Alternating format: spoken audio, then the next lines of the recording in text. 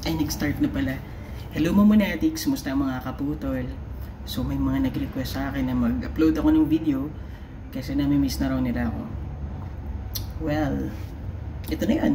At dahil dyan, tamang-tama ngayong hapon, nagugutom ako. Gusto kong kumain ng spam. Tadang! So tuturuan ko kayo kung paano maghiwa ng spam gamit lamang ang toothpick. Well, may iba rin ako mga gagamitin ng mga materyales para sa video na to. At ito ay ang, siyempre kailangan natin ng sangkalan.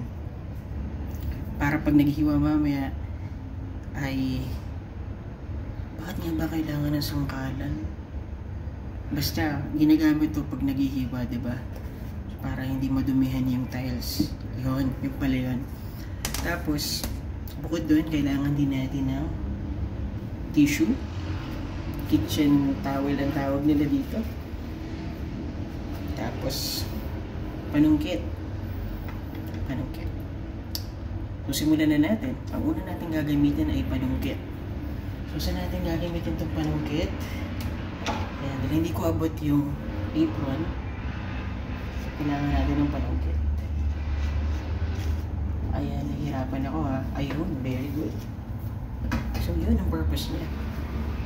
Kung napapansin ko, baliktad yung damit ko kasi kalilipat ko lang dito sa bagong apartment. And kanina, habang naghahanap ako ng supply, naligaw ako. Sobrang laki kasi ditong apartment namin.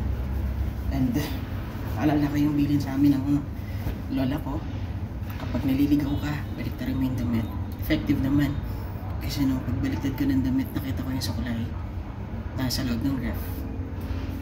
Anyway, mahalaga na magsuot tayo ng apron kapag tayo nagpe-prepare ng ating pagkain para hindi tayo madumihan. Kasi pag nadumihan yung damit mo, well, kahit naman pala madumihan, lalaban mo rin naman. Ba't sa kailangan mo mag-apron? Standard yan. So, una natin gagawin ay kumuha ng isang pirasong toothpick para dito sa spam. Para di tayo mahirapan magbukas, gagamitin natin ng toothpick. Papansin nyo, di ba? Kapag, wait lang, dumi pala ng kuko ko. Sana hindi nakikita. Anyway, kapag ang kuko mo ay pudpud, mahirap hilahin to. Pero sa tulong ng toothpick, magagawa natin ng mas mabilis. Hangat siya. Tulak. Hila.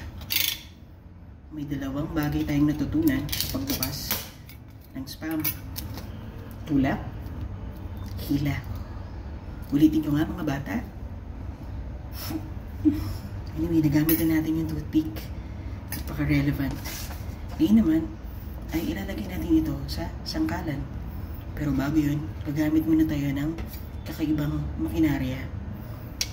Ito ay isang kalimba. Kalimba ay isang musical instrument. Nabili ko lang to sa TikTok shop. At gagamitin natin siya para magpantay-pantay ang hiwa ng spam. Pakita ko sa inyo. Saan ang kalimba? At ilapag ang spam. Bahagya akong ititilt ang camera. At tiyara! Kailangan nating idahan-dahan ang pagbagsak. Oops. And tara.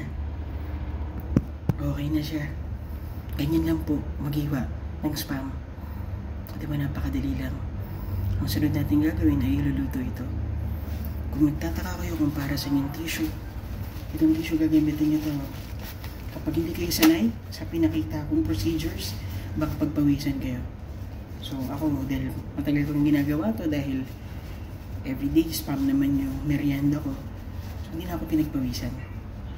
Pero tuturo ko na rin ang tamang pagpunas ng pawis. Dapat tiklopin ninyo ang tissue ng 2 beses. Kapag nagpunas kayo ng pawis, mula sa kanan, papuntang kaliwa. Kanan, tama. Yan. Kasi kapag nagpunas ka lang ng walang direksyon, magkukos siya ng wrinkles. Kaya dapat pakanan, pakaliwa lang lagi. Ganon. Yun lamang po. Maraming salamat po sa panonood. Hanggang sa muli, mga kaputol.